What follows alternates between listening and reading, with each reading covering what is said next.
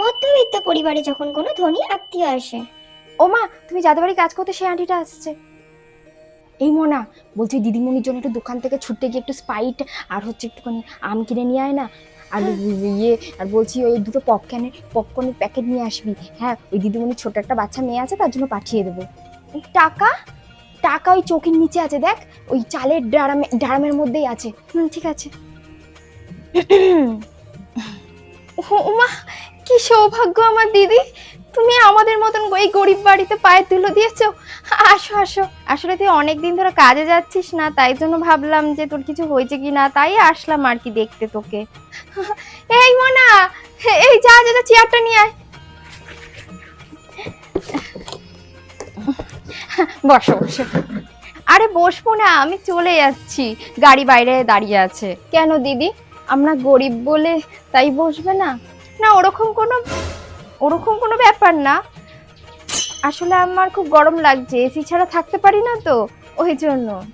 একদম ওইসব শুনবো না, আসো, ওইসব বাহানা একদম দেবে না। হ্যাঁ রে, তোদের গরম লাগে না এইরকম একটা গুমটি ঘরের মধ্যে থাকিস? আমাদের অভ্যাস হয়ে গেছে, কি করব, গরিব মানুষ, একটু বসিয়ে রাখলাম, এই ঠান্ডাটা একটু খেয়ে নাও। আরে বাবা, এইটার আবার কি দরকার ছিল? আর আমি যেখানে সেখানে কোনো কিছু খাই না, কিচ্ছু হবে না, একদিন খেলে কিচ্ছু হবে না, একটু কষ্ট করে খেয়ে নাও।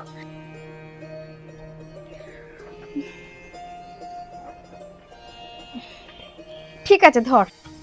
মোনা, ওইটা নিয়ে আয়। তা কবে থেকে কাজে যাবি? যে কদিন আসিসনি সেই কদিনের কিন্তু মাইনা দিতে পারবো না, বলে দিলাম। না ঠিক আছে। খুব গরম হচ্ছে না? এই এবার আমি উঠলাম, ঠিক আছে? আরে বাবা, আবার কি সব? এ নাও, এই ফলটা খাও। এই জন্য আমার ভালো লাগে না, জানিস তো, তোদের বাড়ি আসলেই এই এত কিছু খাওয়াস। যেটা বললাম সেটা কর। আমি তো আসছি। এটা আবার কি দিচ্ছিস? বলছি কি দিদি, তোমার মেয়ে তো শুনেছি পপকর্ন খেতে খুব ভালোবাসে, এটা মেয়ের জন্য নিয়ে যাও। আবার আমার মেয়ের জন্য? বলবে জবা মাসি দিয়েছে। আচ্ছা ঠিক আছে। আর একটু বসো না, দুপুরে একদম খাওয়া দাওয়া করে যাবে, আমি মাংস আনাচ্ছি। এত কিছু খেলাম, তার উপর আবার ভাত, আবার মাংস, ওরে বাবা না।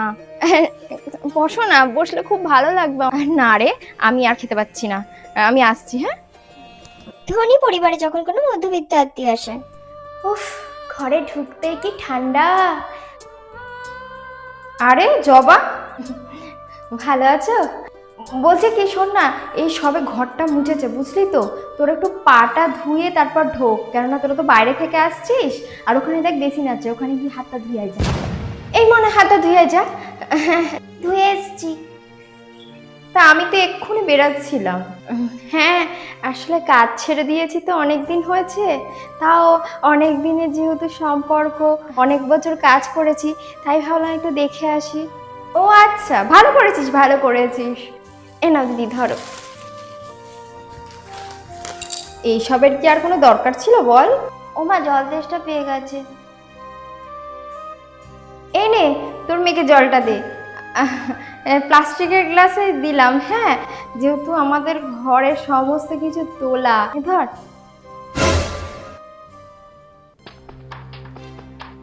জামা, গ্লাসটা ওই বাস্কেটে ফেলে দিয়ে আয়। পড়াশোনা ভালো হচ্ছে তো মনা? হ্যাঁ, শুধু একটু মা বই জোগাড় করতে পারছে না টাকার জন্য, আর খাতাও কিনতে পারছে না। ও ঠিক আছে, সময় তো সবসময় সবার ভালো যায় না। এই শোনা জবা, তোর মেয়েকে নিয়ে অন্য কোনো দিন আসিস, ঠিক আছে?